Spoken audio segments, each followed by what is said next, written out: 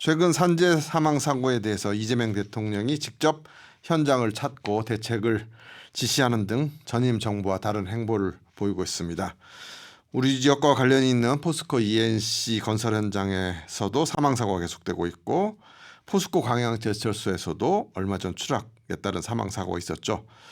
오늘은 서동영의 시선에서 최근 계속되고 있는 또 문제가 되고 있는 산재 사망 사고의 원인 그리고 대책은 어떻게 돼야 되는지 산재 사망 사고에 관해서 주의 깊게 좀 이야기 나눠봅니다.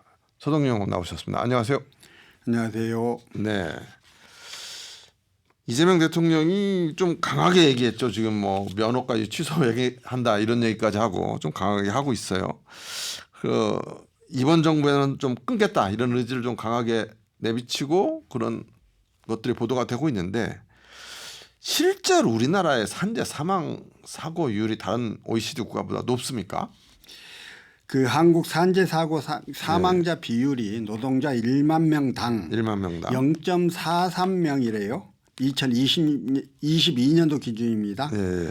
그런데 OECD 평균은 0.29명이고요.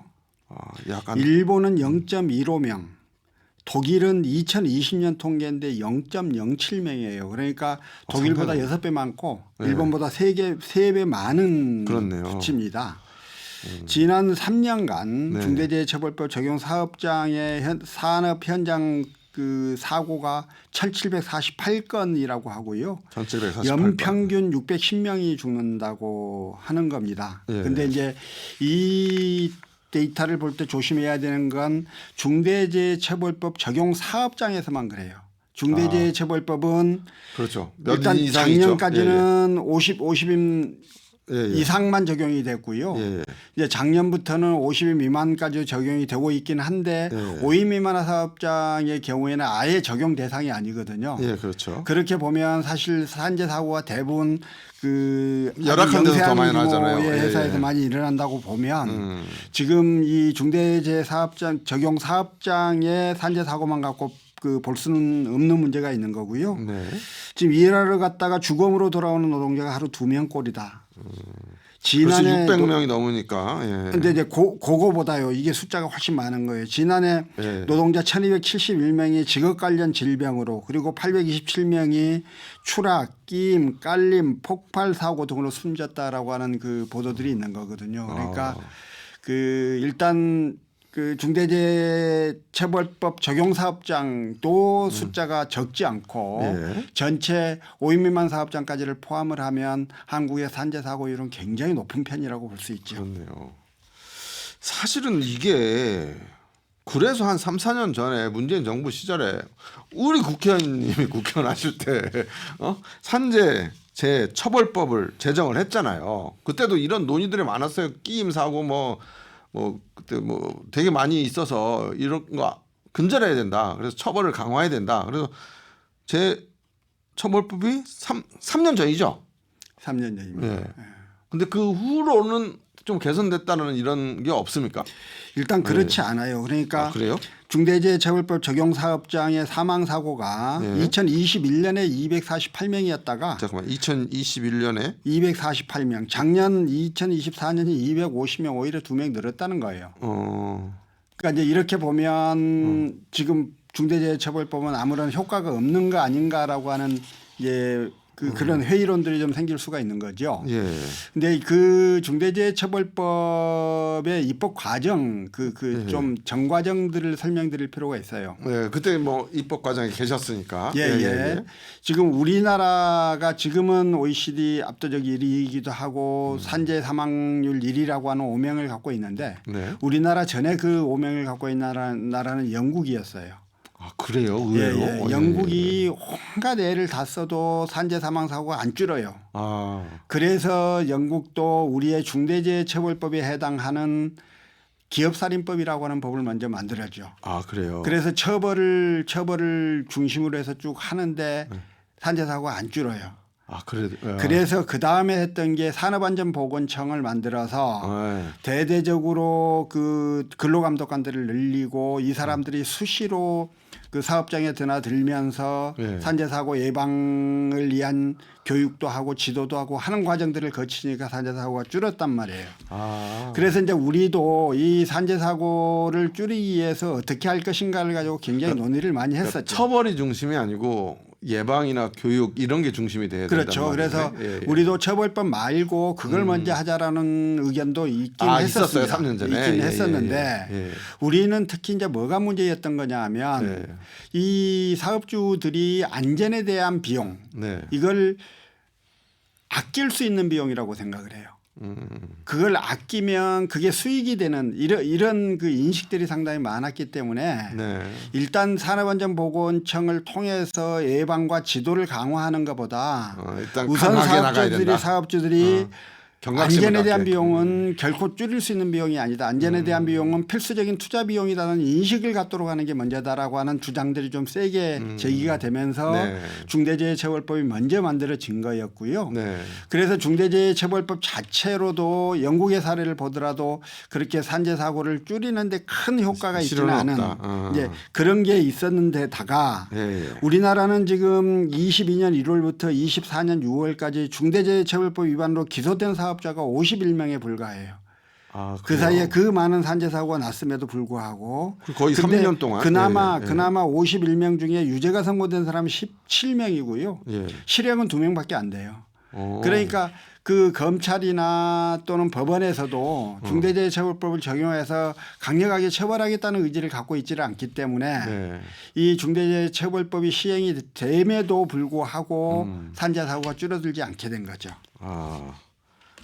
그러면 뭐 여기서 이제 어떻게 또 더 강하게 처벌해야 되냐 이런 뭐 논의도 많고 그런 보도도 있긴 하지만 그럼 영국 사례를 비춰 본다면 그러면 이거를 한번 경각심은 줬고 그러면 이제 예방법으로 중대재해 예방법으로 좀 바꿔서 법안을 실질적으로 실효가 나타날 수 있게 하자 이런 주장들도 있고 지금 그런 움직임도 있습니까? 지금 이재명 대통령이 근로감독관을 대폭 늘리자라고 하는 제안은 인작하셨고요. 그리고 국무회의에서 치열한 이 문제를 둘러싼 치열한 토론들이 이루어지는 걸 생중계로 좀 보도를 하고 있지 않습니까? 그래서 그 과정에서도 산업안전보건청 이야기가 일부 나오기는 했는데 사실 대통령은 산업안전보건청이라고 하는 별도의 기구를 만드는 것보다는 근로감독관을 대폭 확충해서 실질적인 예방과 지도를 중심으로 하는 거기에 더 관심이 있으신 것 같아요. 그거는 이제 만약에 산업안전보건청을 만들지 않으려면 지금 현재 노동지청에서 하면 되는 거거든요. 근로감독관과 노동청에서 하는 거죠. 거죠. 그렇게 하면 되는 거여서 어쨌든 지금보다는 훨씬 많은 근로감독관 그리고 근로감독관의 처우도 마찬가지고 실질적 권한도 훨씬 더 세게 줘서 그 사업장의 산재 위험이 좀 도사리고 있는 사업장들은 수시로 드나들고 수시로 지도하고 시도 예방 활동을 할 수 있도록 하는 이런 것들 통해서 산재 사고를 줄여나갈 수는 있겠다 하는 생각이 듭니다. 근데 근로감독관은 꼭 안전 문제만 아니라 다른 뭐 근로의 부당성 이런 것까지 다 포괄적으로 보는 게 근로감독관 아니에요? 안전을 중심으로 한 근로감독관을 많이 늘리면 되는 거죠. 안전을 중심으로. 근데 저는 사실 안전보건청 이 청을 만들면 여기는 이 청은 산업 안전만 신경 쓰면 되잖아요.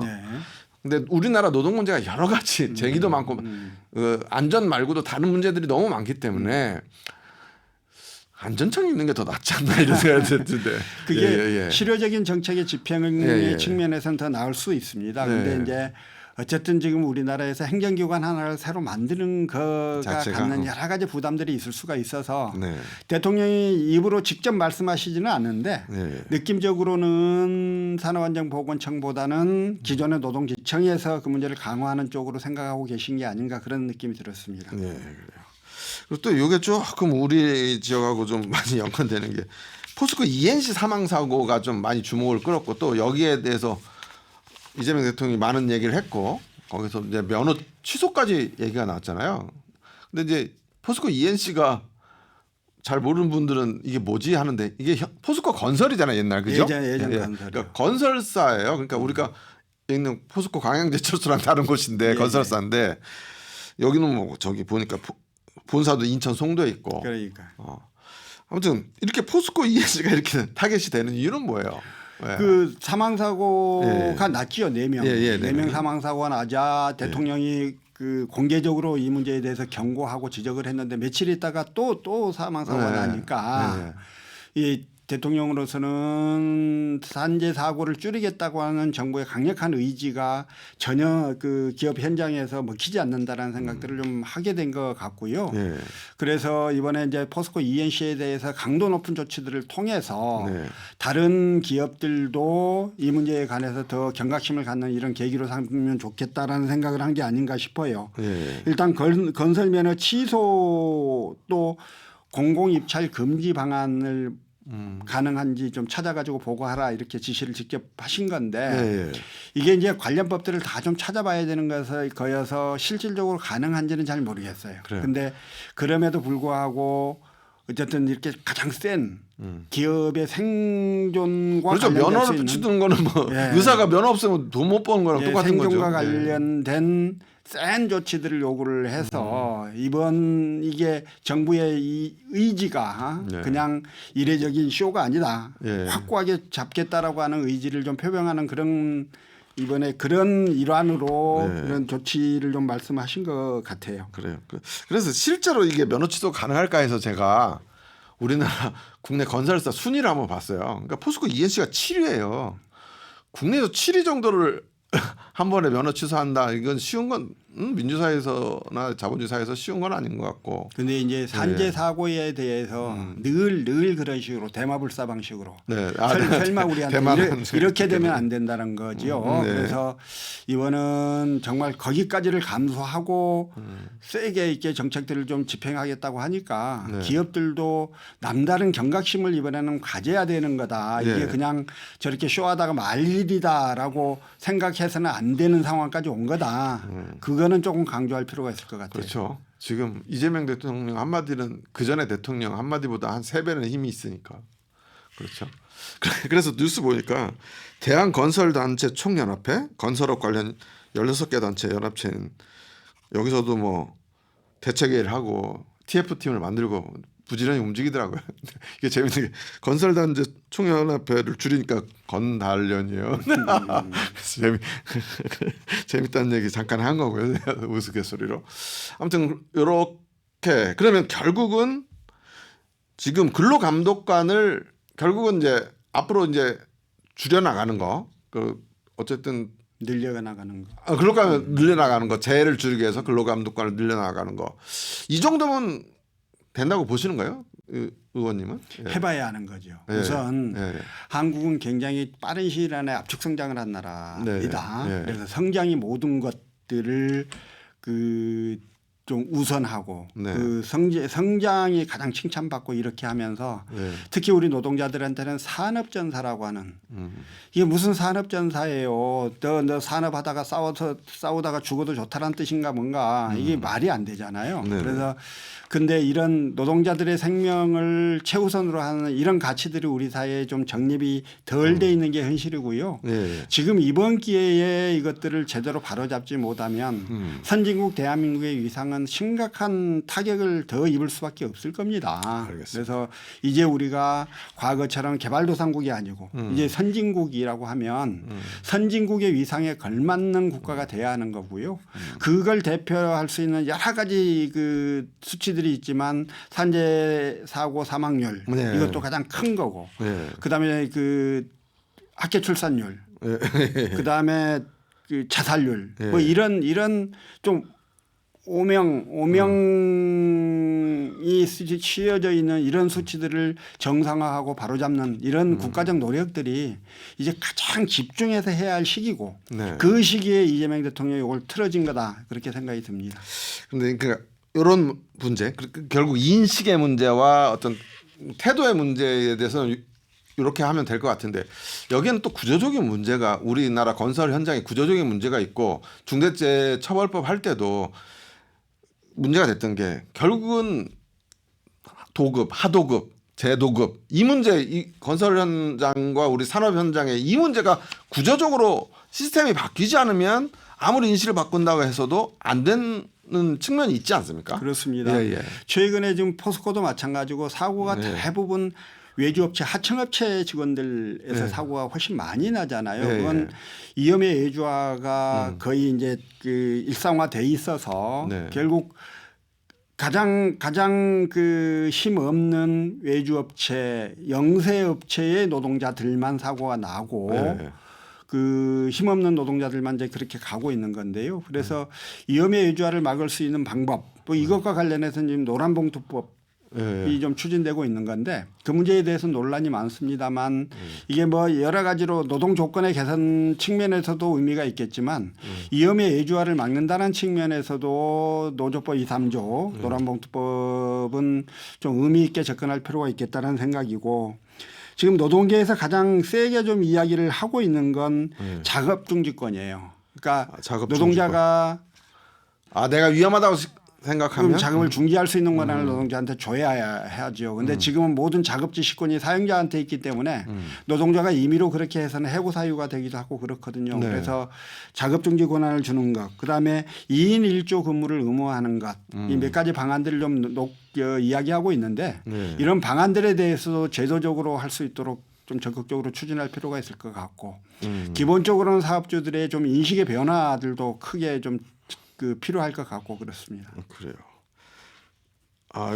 그럼 노란봉투법에 이런 것도 다 포함돼 있어요? 아니요. 노란봉투법은 그러니까 실질적인 고용 조건, 그러니까 노동 조건을 결정하는 사람하고 직접 교섭과 직접 단체 협약이 가능하도록 한 거예요. 그러니까 예컨대 그 A라고 하는 업체가 대기업이고 거기 저 하청업체, 외주업체가 있다고 봤을 때 외주업체한테 용역을 줄 때 거의 빳빳하게 정말 거의 여지도 없이 그렇죠. 그렇게 해서 그 용역대금, 하도급대금을 내리는 거 아닙니까? 그렇죠. 그러면 그 B 업체의 노동자들은 자기 사장하고 근로계약이 당사자니까 거기하고 교섭을 하고 거기하고 투쟁을 해보니 그 사장이 그 컨트롤할 수 있는 게 없어요. 여지가 전혀 맞아요. 없는 거죠. 그러면 실질적으로 그 노동조건, 근로조건을 결정할 지위에 있는 사람, 그 원청하고 직접 교섭할 수 있는 이런 이야기들을 하는 건데 그게 임금 문제뿐만이 아니고 이 위험의 외주화의 측면에서도 보면 결국 하청업체 노조가 원청 회사하고 직접 교섭을 통해서 산업 안전을 좀 도모할 수 있는 그런 방책들을 서로 협의해낼 수가 있는 거니까요. 도움이 되죠. 맞는 것 같긴 한데 이렇게 되면 비업체 사장을 할 일이 없는 것 같긴 한서 어떻게 되나 이런 생각도 들긴 한데 뭐 오늘 그 얘기를 하려고 한 건 아니니까 아무튼 지켜보고요. 그리고 이제 우리 지역 얘기로 정하죠. 포스코 ENC는 뭐 우리 지역 업체가 아니니까 포스코 광양제철소도 최근에 추락 사고가 있었죠. 그리고 2020년도 좀 사실은 오래된 얘기예요. 2020년도 그 산소 배관 폭발 사고로 3명 사망했고. 포스코 광양제철소도 산재 사고가 꽤 있었어요? 많았습니다. 그래요? 2020년 11월 24일 날 광양제철소에서 산소 배관 폭발 사고가 나고 3명의 노동자가 한꺼번에 죽었거든요. 그리고 3개월을 잇는 21년 2월 달에 포항제철소에서 또 한 명의 협력업체 직원이 사망을 했어요. 이건 포항에서. 그래서 저희가 좀 통계를 찾아보니까 2018년부터 2021년 2월까지 만 한 4년 정도 되는 기간 동안 원청과 하청 포함해서 19명이 사망을 했어요. 그러니까 광양하고 포항하고 합쳐서. 어쨌든 한 회사에서 발생한 산재 사고, 사망 사고 치고는 굉장히 많은 거였습니다. 그래서 2021년 2월 8일 날 대정부 질문 국회 대정부 질문에서 제가 고용노동부 장관 당시 이재갑 고용노동부 장관이었는데 이제 이 문제에 대해서 집중적으로 좀 질의하고 장관의 답을 듣고 좀 그랬던 적이 있습니다. 맞아. 그때 국회의원이었어요. 포스코는 이제 2018년도에요. 포항제철소에서 4명이 한꺼번에 사망하는 사망 사고가 나니까 그때 앞으로 3년간 안전에 1조 3,157억 원을 투자하겠다 이렇게 발표를 했어요. 그래요? 그러다가 2020년 11월 달에 다시 사고가 나니까 네. 또 포스코는 3년간 1조 원을 투자하겠다 이렇게 발표를 했어요. 네. 늘 발표만 하고 그게 실제로 어떻게 집행이 됐는지를 자료를 내놔라고 그러면 자료를 안 내놓고 그랬었단 말입니다. 아, 그래요? 예, 예. 예. 그래서 이제 포스코가 좀 그런 행태들을 보이는 면들이 있었는데 네. 제가 이제 21년도 대정부 질문을 하면서 이제 이 문제에 대해서 좀 세게 질의를 주고받았고 네. 당시 근로감독을 한 결과를 가지고 이제 그 고용노동부장관이 설명을 해줬는데요. 네.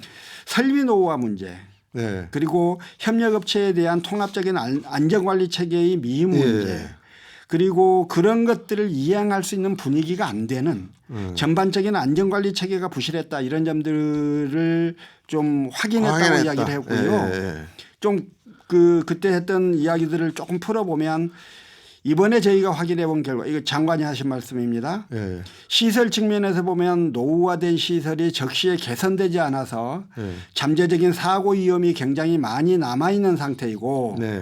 또 안전 조직 측면에서 보면 안전 보건관리 조직이 사고 예방의 역할을 제대로 이행하지 않아서 전체적으로 안전관리가 매우 부실한 것으로 확인됐습니다. 이렇게 이야기를 한 거예요. 예. 그래서 이제 앞으로 어떻게 할 거냐 지금까지처럼 이게 21년 대정부 질문 때 얘기죠. 예. 방금 말씀드린 건 이제 이제가 고용노동부 장관의 이야기였는데요. 예. 그럼 이제 앞으로 어떻게 할 거냐 사고 나면 또 특별근로감독하고 기업은 대규모 투자 발표하고 그리고 또 넘어갈 거냐. 사고 나고 이런 악순환들 그냥 내버려 둘 거냐를 이야기를 했더니 네. 절대 그러지 않겠다고 이야기를 했고 이번에는 안전관리 체계가 제대로 구축될 수 있도록 제대로 된 지도 감독을 하겠다 예. 이렇게 약속을 했고요. 예. 또 노후 시설에 대한 개선 조치도 포스코 본사하고 이야기를 해서 이게 산재 사고로 이어지지 않을 수 있도록 전면적인 시설 개선을 권고하고 그 계획들을 받아내겠다 이렇게 이야기를 하셨어요. 그런데 이제 그때 고용노동부 장관의 이 약속이 잘 지켜졌어요. 아 그래요? 포스코가 이때 이후 안전에 대해서 굉장히 많은 신경을 쓰고 관심을 가지고 쭉 풀어서 사망사고는 없어야 되는 것이지만 그래도 숫자가 2023년도에 포항하고 광양 포함해서 3명, 24년도에 2명 이렇게 숫자가 많이 준 거죠. 아, 그렇구나. 그래서 이게 나름 포스코가 이러저러한 노력들을 한 결과라고는 보여지는데 문제는 이제 그러다가 이번에 다시 사고가 난 거예요. 이번 사고는 집진기 배관, 덕트 철거 공사를 하다가 하청업체 노동자 2명이 17m 추락을 하고 그중에 한 분은 돌아가시고 한 분은 이제 부상을 입고 이런 건데요. 지금 이 문제가 21년 당시 고용노동부 장관하고 저하고 계속 논의를 했던 시설 노후화 문제 그 연장선상이 아닌가 싶은 생각이 있어서 되게 좀 조심스러운 거예요. 그러니까 그래요? 그 포스코는 시설이 저희 쇠로 돼 있어도 고압의 가스, 고열 이런 것들 때문에 쇠도 샀거든요. 그래서 이제 시설이 노후화돼서 안전사고가 발생할 여지들이 있는데 그걸 포스코가 나름 지금까지 많이 개선해 왔다고 봐요. 그러니까 지금 사망사고가 줄었거든요. 근데 지금 하다가 좀 아직 덜한 부분에서 사고가 난 게 아닌가 싶은 생각도 있고 이제 그런 구체적인 내용은 근로감독 결과하고 포스코 발표를 보면 알겠지만 아직은 이제 아직 안 나온 거죠? 아직은 안 나온 겁니다. 그래서 이게 시설 노후화가 그 원인이었다고 하면 지금까지 쭉 순차적으로 해오던 게 미처 다 하지 못한 부분에서 사고가 난 게 아닌가 싶은 생각이 있어서 앞으로 포스코가 좀 더 많은 투자를 통해서 시설 노후와 노후 시설의 개선을 위한 작업들을 더 해야 되는 게 아닌가. 이제 이번 일을 통해서 그런 교훈을 좀 얻어야 되는 게 아닌가 하는 생각을 해봤습니다. 저는 추락 사고라고 그래서 이게 뭐 그냥 안전 관리 미술로 떨어진 거라고 생각했는데 어떻게 보면 그 올라간 장비 그거의 노후화에 다른 추락 사고일 수도 있다라는 생각도 들긴 하네요. 정확하게 제가 사고 내용을 잘 몰라서 그런데 지금까지 그러니까 21년 이전에 있었던 대부분의 추락 사고들은 시설 노후화가 원인들이 많았어요. 아 그래요. 알겠습니다. 이렇게 해서 한번 짚어봤는데 그러면 결국은 이제 근로감독관이 얼마나 늘어나는지를 좀 지켜봐야 앞으로 우리 사회의 산재 사망 사고에 대한 나름의 대책이 세워지지 않을까? 현재는 그거잖아요, 그죠? 지금 정부는 그렇죠. 그러니까 그것만 갖고는 안 되는 거죠. 그런데 노후 시설을 개선하는 문제들은 회사들이 더 많은 투자들을 해줘야 하는 거고요. 그 다음에 이제 정부 입장에서는 처벌 위주의 정책보다는 지도와 예방을 통해서 이 문제를 좀 극복하는 쪽으로 가려면 근로관을 훨씬 더 좀 늘리고 이런 것들이 필요할 거고요. 김영훈 고용노동부 장관이 그 인사청문회에서 했던 발언. 안전에 대한 투자는 결코 비용이 아니며 중대재해를 줄이는 것 자체가 생산성을 높이고 국격을 높이는 일이다. 저는 이 말이 가장 적확한 말이라고 생각하고요.